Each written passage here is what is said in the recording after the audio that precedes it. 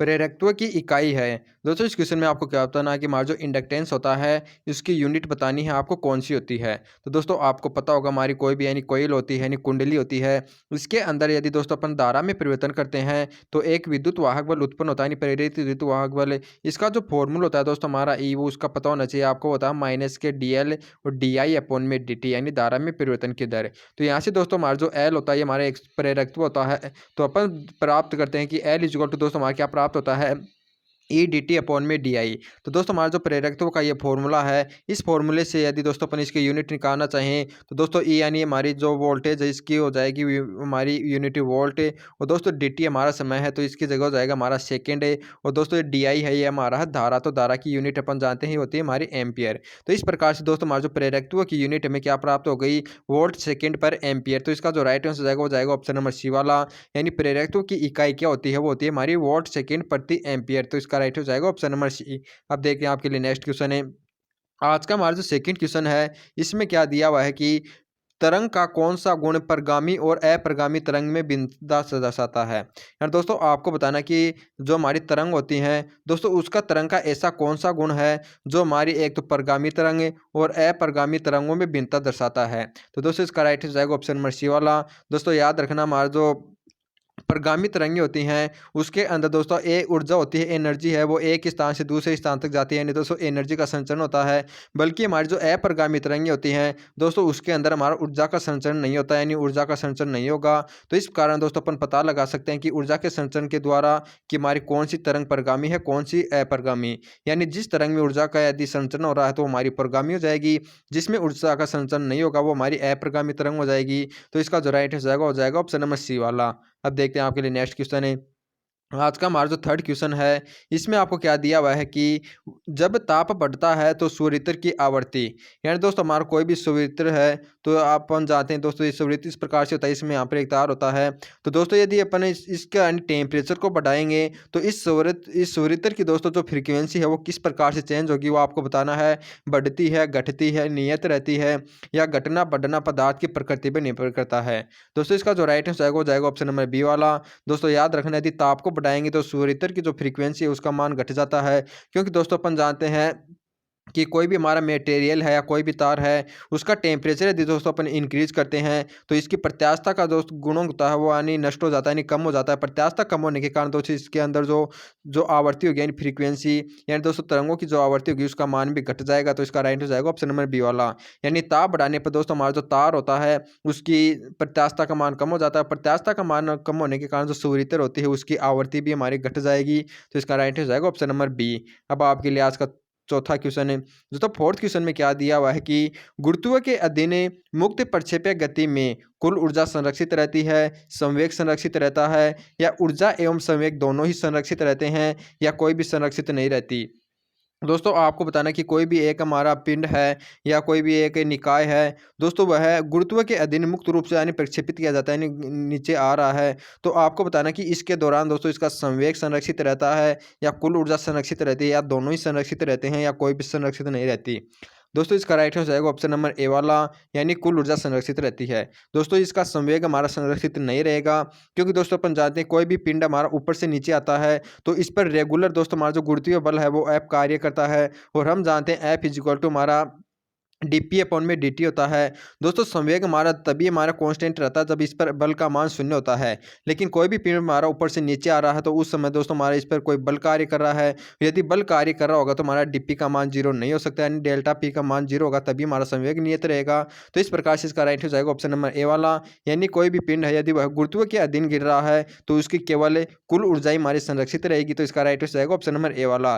दोस्तों इसका संवेग संरक्षित नहीं रहेगा क्योंकि इस पर कोई यानी फोर्स है वो रेगुलर कार्य कर रहा है। तो इसका राइट आंसर आएगा ऑप्शन नंबर ए। अब देखते हैं हम आपके लिए नेक्स्ट क्वेश्चन है। दोस्तों आपका जो फिफ्थ क्वेश्चन है इसमें क्या दिया हुआ है कि दो कुंडली के अन्योन्य प्रेरकत्व का मान बढ़ाया जा सकता है। यानी कि दोस्तों आपके पास इस प्रकार से दो कुंडलियों हैं दोस्तों, इसका जो अन्योन्य प्रेरकत्व है वो आपको बताना कि अपन किस प्रकार से बढ़ा सकते हैं। यानी कि दोस्तों इसका जो प्रेरकत्व है उसको अपन बोलेंगे अन्योन्य प्रेरकत्व एम है।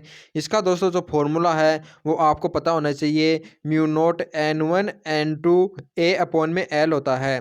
दोस्तों यहाँ से अपन देखते हैं कि जो हमारा अन्योन्य प्रेरकत्व है दोस्तों यह कुंडली में फेरों की संख्या के समानुपाती है।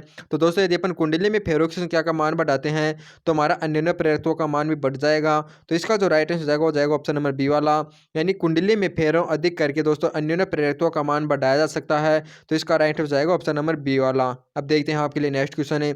हमारा जो छठवां क्वेश्चन है इसमें क्या दिया हुआ है कि किसी परिनालिका का स्वप्रेरकत्व है। दोस्तों आपको बताना कि हमारी कोई भी परिनालिका है, यानी दोस्तों कोई भी कुंडली है, उसका जो स्वप्रेरकत्व एल होता है वो आपको बताना कि किसके समानुपाती होता है या किसके व्युत्क्रमानुपाती होता है। तो दोस्तों आपको पता होना चाहिए जो हमारा स्वप्रेरकत्व का फॉर्मूला होता है वो हमारा म्यू नोट एन स्क्वायर ए अपॉन में एल होता है। तो यहाँ से दोस्तों अपन देखते हैं कि दोस्तों ये हमारा एल के तो व्युत्क्रमानुपाती है, लेकिन ये हमें समानुपाती दिया हुआ है, तो ये हमारा गलत हो जाएगा। दोस्तों इसका राइट आंसर जाएगा ऑप्शन नंबर सी वाला, यानी यही इसके अनुप्रस्थ क्षेत्रफल के समानुपाती होता है।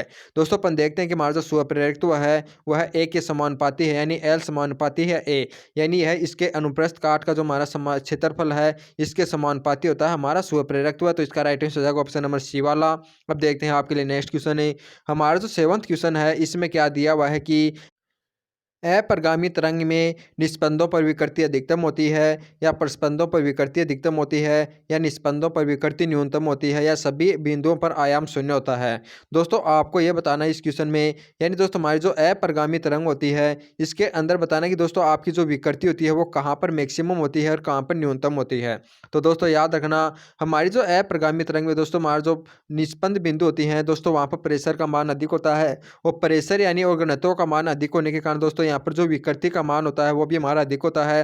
तो इसका राइट हो जाएगा ऑप्शन नंबर ए वाला।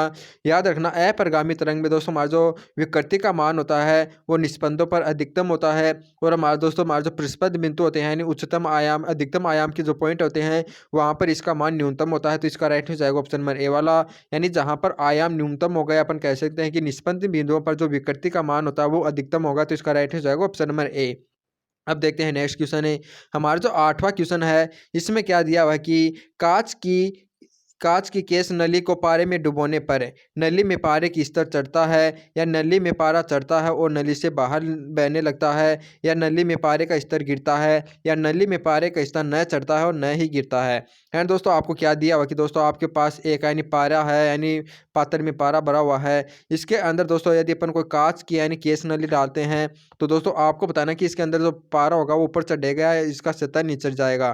दोस्तों इसका राइट हो जाएगा ऑप्शन नंबर सी वाला, यानी नली में पारे का स्तर गिरता है, क्योंकि दोस्तों अपन जानते हैं जो हमारा पारा एवं दोस्तों कांच होता है इसके मध्य दोस्तों स्पर्श कोण होता है वो हमारा अधिक कोण होता है, यानी दोस्तों इसके मध्य जो आसंजक बल का मान होता है दोस्तों बहुत कम होता है। इसके कारण दोस्तों क्या होता है कि जो हमारा पारा होता है वो हमारा इस प्रकार से इसमें शेप बना लेता है, नीचे ही रहेगा, क्योंकि दोस्तों यानी कांच एवं पारे के मध्य आसंजक बल का मान कम होने के कारण इसके मध्य प्रतिकर्षण पाया जाएगा। तो इसके कारण दोस्तों हमारा जो पारे का सतह होगा वो यानी थोड़ा नीचे गिर जाएगा, इसके अंदर ऊपर नहीं जा पाएगा, यानी क्योंकि इसके जो स्पर्श कोण होता है वो अधिक कोण होता है। तो इसका राइट हो जाएगा ऑप्शन नंबर सी वाला, यानी कांच की केस नली में पारे को डुबोने पर जो हमारा पार होगा वो केस नली का यानी दोस्तों इसका जो मूल स्तर होगा उससे नीचे रहेगा, तो यानी कि नली में जो पारे का स्तर है वो गिर जाता है। तो इसका राइट हो जाएगा ऑप्शन नंबर सी वाला। अब नेक्स्ट क्वेश्चन है। हमारा जो 9वां क्वेश्चन इसमें क्या दिया हुआ है कि यदि केस नली का व्यास दुगुना कर दिया जाए तो इसमें चढ़ने वाले दरवे की ऊंचाई हो जाएगी। यानी दोस्तों आपको क्या दिया हो कि आपके पास कोई ये केस नली है, इसकी यदि दोस्तों व्यास को अपन 2 गुना कर दें तो आपको बताना है कि इसके अंदर जो चढ़ने वाले दरवे की दोस्तों ऊंचाई होगी वो किस प्रकार से चेंज होगी। तो दोस्तों याद रखना किसी केस नली के अंदर जो दरवे की ऊंचाई होती है यानी जो हाइट होती है वो याद रखना हमारी व्युत्क्रमानुपाती होती है त्रिज्या की। यदि दोस्तों अपन व्यास को दुगुना करेंगे तो हमारे त्रिज्या का मान भी दुगुना हो जाएगा। तो इस प्रकार से दोस्तों यदि आर का मान यदि अपन दुगुना करेंगे तो हमारी जो ऊंचाई का मान होगा वो हाफ हो जाएगा। तो इसका राइट हो जाएगा ऑप्शन नंबर बी वाला, यानी यदि अपन केस नली के डायमीटर को यदि अपन 2 टाइम्स करते हैं यानी 2 गुना करते हैं तो दोस्तों इसके अंदर जो दरवे की ऊंचाई होगी वो हमारी आधी हो जाएगी। तो इसका राइट हो जाएगा ऑप्शन नंबर बी वाला। अब देखते हैं आज का अंतिम क्वेश्चन है, जो हमारा आज का लास्ट क्वेश्चन है इसमें क्या दिया हुआ है कि एक प्रक्षेप्य यूं वेग से क्षैतिज दिशा के साथ थीटा कोण बनाते हुए प्रक्षेपित किया जाता है। इसकी क्षैतिज परास आर है। यदि प्रारंभिक वेग को दुगुना कर दिया जाए तथा प्रक्षेपण कोण थीटा ही रहे तब परास होगी। यहाँ दोस्तों आपको बताना है कि इसके अंदर आपके पास एक प्रक्षेप्य है, यदि दोस्तों इसको यूं वेलोसिटी से प्रक्षेपित किया जाता है थीटा कोण बनाकर तो यह आर यानी दूरी पर यानी आर दूरी का जो परास है वो तय करता है। तो दोस्तों आपको बताना है इसका प्रारंभिक वेग यानी दोस्तों हमारा जो प्रक्षेप्य वेलोसिटी है यूं का मान यदि इसको अपन 2 गुना कर दें और थीटा का मान दोस्तों वही रखा जाए तो आपको बताना होगा दोस्तों हमारी जो क्षैतिज परास हो जाएगी वो कितनी हो जाएगी। तो दोस्तों हम जानते हैं जो हमारा क्षैतिज परास का जो फॉर्मूला होता है आर इज इक्वल टू वो यूं स्क्वायर साइन 2 थीटा अपॉन में जी होता है। तो यहाँ से अपन देखते हैं कि दोस्तों हमारा जो आर का मान है, यदि थीटा को यदि कांस्टेंट रखते हैं तो दोस्तों यह यू स्क्वायर की समानुपाती होती है। यदि दोस्तों अपन यू को अपन 2 गुना करेंगे तो दोस्तों हमारा ये आर का मान हो जाएगा वो 4 गुना हो जाएगा, क्योंकि दोस्तों यदि यहाँ पर इसको 2 करेंगे, 2 की स्क्वायर करेंगे तो हमारा 4 यू 1 स्क्वायर हो जाएगा। तो इसका राइट आंसर आएगा ऑप्शन नंबर डी वाला। यानी दोस्तों यदि अपन वे को यदि 2 गुना करते हैं तो हमारी जो क्षैतिज परास हो जाएगी वो 4 गुना हो जाएगी, क्योंकि दोस्तों क्षैतिज परास होती है वो यू स्क्वायर की समानुपाती है। यानी 2 का स्क्वायर करेंगे तो हमारा 4 प्राप्त हो जाएगा। तो इस प्रकार से इसका राइट हो जाएगा ऑप्शन नंबर डी वाला। दोस्तों इसी के साथ हमारे आज के जो इंपॉर्टेंट 10 क्वेश्चन वो कंप्लीट होते हैं। दोस्तों ये क्वेश्चन आपको कैसे लगे आप कमेंट करके जरूर बताइएगा। और दोस्तों ये क्वेश्चन यदि आपको वास्तव में हेल्पफुल लगे हों तो दोस्तों इस वीडियो को ज़्यादा से शेयर करें, जिससे कि दोस्तों हमें मोटिव मिले और हम आपको एग्जाम तक ऐसे ही अच्छे अच्छे क्वेश्चन प्रोवाइड करा सकें। तब तक दोस्तों आपको जय हिंद। अब मिलते हैं आपको नेक्स्ट वीडियो में। जय हिंद, जय भारत।